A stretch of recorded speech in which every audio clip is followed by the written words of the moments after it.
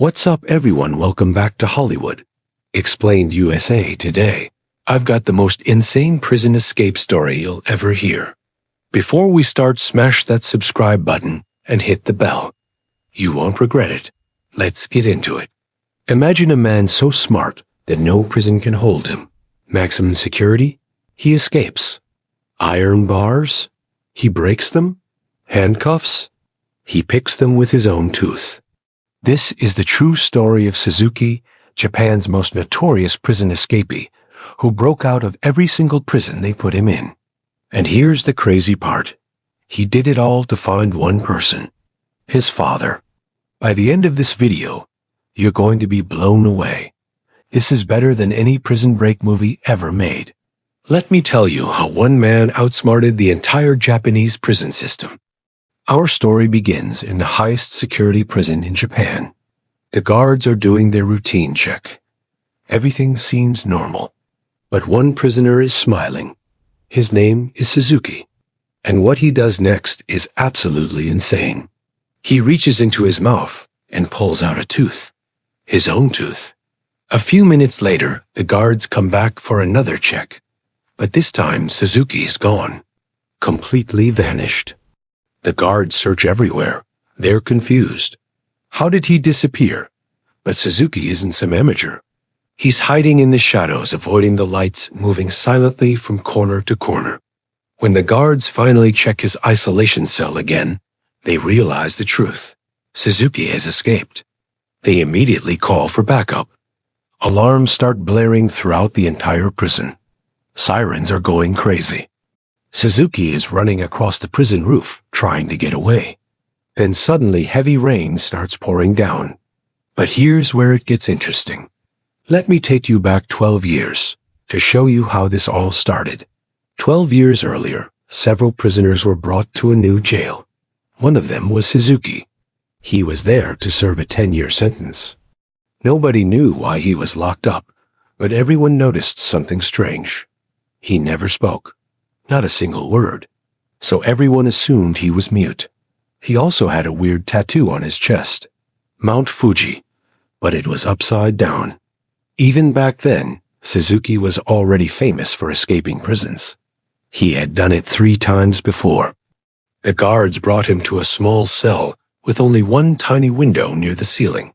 Suzuki looked at that window carefully. You could tell his brain was working, planning something.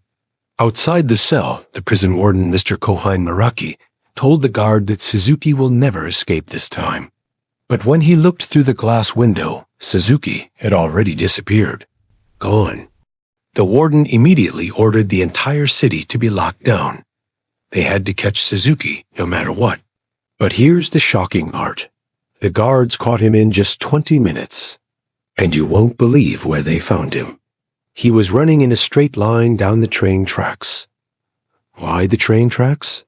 Keep watching, because this detail becomes super important later. They brought Suzuki back to the same cell. But this time they put handcuffs on him. Tight handcuffs. One guard looked inside and saw Suzuki sleeping with a blanket covering his face. The guard got angry and told him to remove the blanket. When Suzuki didn't listen, the guards went inside and beat him up badly. The next morning, the warden pulled out all of Suzuki's old records. He read them very carefully. Then he noticed something strange. Every single time Suzuki escaped, he was always caught on the train tracks. Every single time. This wasn't a coincidence. There was a pattern. That night, the warden went on patrol with a guard. When they reached Suzuki's cell, they were shocked. Suzuki had somehow removed his handcuffs. The guard got furious and started hitting him, asking, "How did you open them?" But as always, Suzuki didn't say a word. He just stayed silent. They beat him up again. A few days later, a guard noticed Suzuki playing with a small piece of wire. Somehow he had smuggled this wire into the prison. But how? The answer will blow your mind. He hid it in his mouth. That's right. This is how he was picking his handcuffs open, with a wire hidden in his mouth. A week later, the warden went on vacation. This was Suzuki's perfect chance. He used his wire to try opening the lock on his cell door. A guard came for a routine check and saw Suzuki sleeping with his blanket over his face again. The guard left without saying anything. But here's the truth. Suzuki wasn't under that blanket. He was stuck to the ceiling like a lizard, hanging upside down, waiting for the perfect moment. After the guard left, Suzuki slowly climbed up to the highest point. He punched through the last part of the ceiling and escaped into the night. When the guards realized what happened, they hit the alarms. The warden was immediately notified and rushed back to the prison. This man couldn't even enjoy his vacation because of Suzuki. The next morning, the police were planning how to catch Suzuki. That's when the warden arrived. He told them, "Forget all your plans. Just send one teen to the train tracks." The officers looked at him like he was crazy. They said, "Are you serious, old man? You think he's stupid enough to go to the same place every time?" But the warden was confident. He said, "Trust me.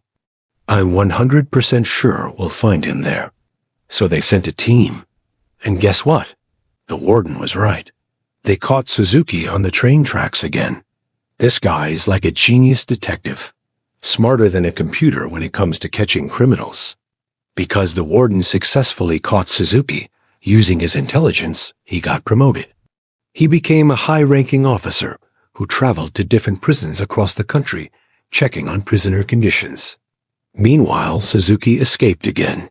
And again he was caught on the train tracks. Every single year they moved him to a new prison with even tighter security. But he kept escaping. Every time. The media gave him a title, the Master Escapee. He became famous across the entire country. 12 years later, Suzuki was brought to the central prison. This place had the tightest security ever. 10 guards were assigned just to watch him. His cell was made of pure concrete. The door had multiple locks. This was the isolation cell we saw at the beginning of the story. After being locked inside, Suzuki looked around the cell. He was already planning his next escape. A guard brought him food and placed it in the cell. But before the guard could react, Suzuki grabbed him and put handcuffs on him. The guard immediately blew his whistle. More guards rushed in. They beat Suzuki so badly, he passed out.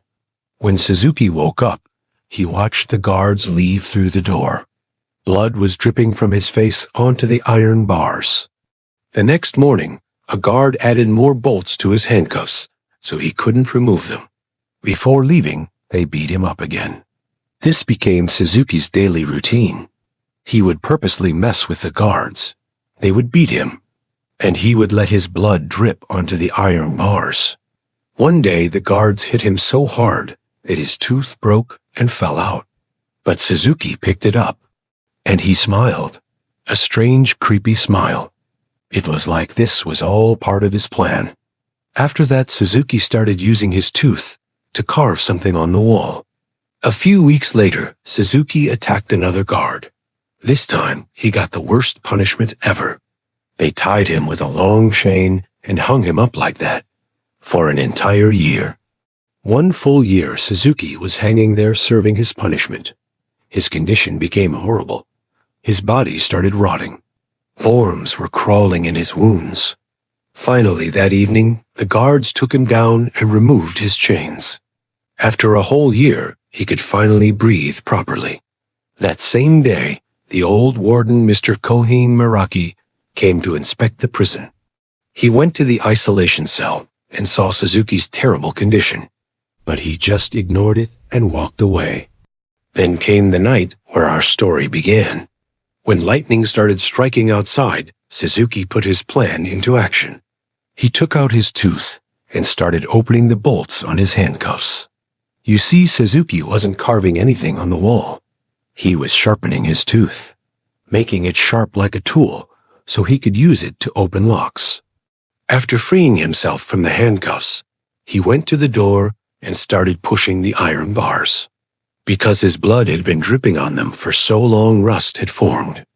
Within moments, the bars broke, and Suzuki escaped from the prison. Now let me tell you about Suzuki's past. When he was born, his mother died. His father was rotting in jail, so he grew up with relatives. One day young Suzuki was practicing in the forest when he saw a man coming toward him. It was his father. They talked for a bit. That's when Suzuki noticed his father had a Mount Fuji tattoo on his chest. Unfortunately, some police officers arrived. They wanted to arrest Suzuki's father. His father started running straight down the train tracks. That day, Suzuki made a promise. One day, he would definitely meet his father again. Back to the present. Suzuki was running away on the train tracks again. Mr. Kohei Muraki was chasing him from behind, yelling at him to stop. And surprisingly, Suzuki actually stopped. Within minutes, a team of guards arrived and arrested him. Even the country's tightest security prison couldn't hold Suzuki. So Mr. Kohei Muraki ordered him to be sent to the most dangerous prison on Earth, Present Oil Prison. This wasn't a normal prison. It was built in the middle of the ocean. The water had strong currents. And most importantly, there were no train tracks anywhere near it. Plus, the ocean was full of sharks. Escaping from there was absolutely impossible. The conditions inside were just as dangerous. Thousands of guards everywhere. If any prisoner tried to escape, they had orders to shoot on sight. When Suzuki arrived, they immediately locked him in his cell. It wasn't actually a cell. It was metal rods bent around his body, so tight he couldn't even move. Meanwhile, Kohei Muraki went to the prison library to research more about Suzuki. He found some old files and started reading them. Back in the prison, Suzuki was standing still meditating. While escaping was impossible for everyone else, Suzuki's brain was cooking up something. Suddenly, he dislocated both his shoulders and started squeezing through that tiny space slowly. Another prisoner saw him doing this, but was too drunk to say anything. While Kohei Muraki was still doing his research, the prison alarms started blaring. But instead of being worried, the prison warden was actually happy, because there was no way to escape. Plus today, all the guards would get a chance to shoot a prisoner. Kohei Muraki tried explaining that Suzuki isn't a normal prisoner, but the warden ignored him. The next morning, many armed guards were spread across the entire island. The warden was briefing his men when Kohei Muraki arrived. He told the warden that Suzuki is actually looking for his father, who is imprisoned in Present Oil. Everyone was shocked. And that's when Suzuki's true plan was revealed. Everything that happened until now was part of Suzuki's master plan.